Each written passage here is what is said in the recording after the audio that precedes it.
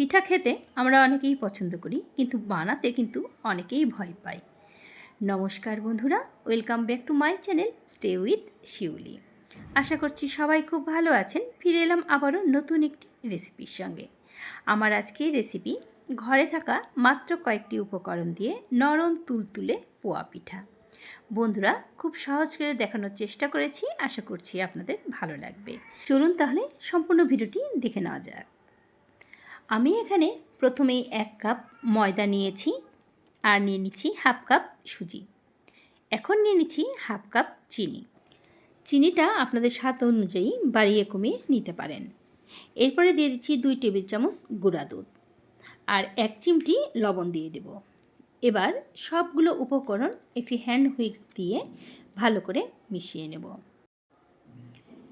এটা ভালো করে মিশিয়ে নেবেন, যেন দলা বেঁধে না থাকে, খেয়াল রাখতে হবে। আর এরপরে আমি একটু জল গরম করে নিয়েছি। জল গরমটা ঠিক আপনার একটি আঙুল ডুবিয়ে নিলে আঙুলটা সহ্য করতে পারবে এরকম গরম করে নেবেন। আর তারপরে অল্প অল্প করে দিয়ে একটা বেটার তৈরি করে নিতে হবে। একবারে বেশি পরিমাণে জল দিয়ে দিলে হয়তো দলা বেঁধে যাবে আর পাতলাও হয়ে যেতে পারে। তাই একবারে বেশি জল না দিয়ে পরিমাণে অল্প জল দিয়ে হ্যান্ড হুইস্ক দিয়ে ফেটিয়ে ফেটিয়ে একটা বেটার তৈরি করে নেব। এখানে আমি জলের পরিমাণটা ঠিক বলে দিচ্ছি না, কারণ অনেকের হয়তো দেখা যাচ্ছে মোটা দানার সুজি থাকে, আবার চিকন দানার সুজি থাকে, আবার সুজিটা বা ময়দাটা ভিজতে বেশি পরিমাণে জল লাগে। তাই আপনারা এখানে জলের পরিমাণটা আন্দাজ করে নিয়ে একটা ঘন বেটার তৈরি করে নেবেন। আর অবশ্যই খেয়াল রাখবেন ভেতরে যেন কোনো দলা বেঁধে না থাকে। মোটামুটি ঠিক এমন ঘন করে নিয়েছি।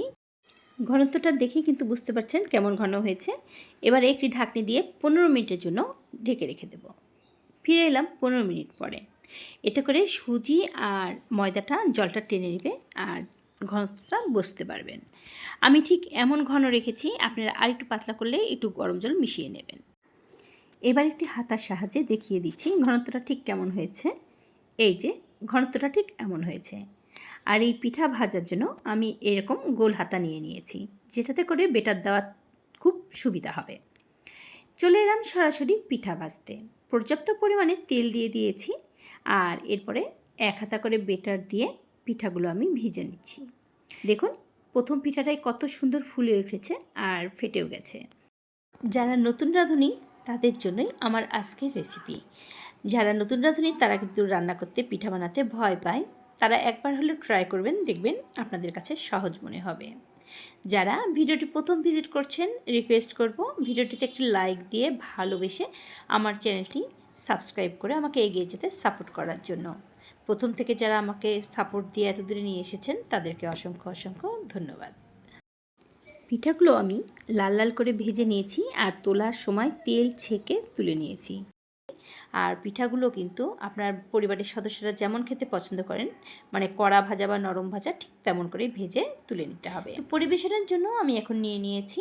আর গরম গরম পিঠাগুলো কিন্তু খেতে খুবই ভালো লাগে। পিঠা আমি ছিঁড়ে দেখিয়ে দিচ্ছি কতটা নরম হয়েছে। আসলে তৈরি না করলে, না খেলে আপনারা বুঝবেন না এটার টেস্টটা কেমন। তো সম্পূর্ণ ভিডিওটি যারা দেখেছেন তাদেরকে অসংখ্য অসংখ্য ধন্যবাদ। এভাবে আমাকে সাপোর্ট দিয়ে পাশে থাকবেন। ভালো থাকবেন, সুস্থ থাকবেন। আবারও দেখা হবে নতুন ভিডিওর সঙ্গে।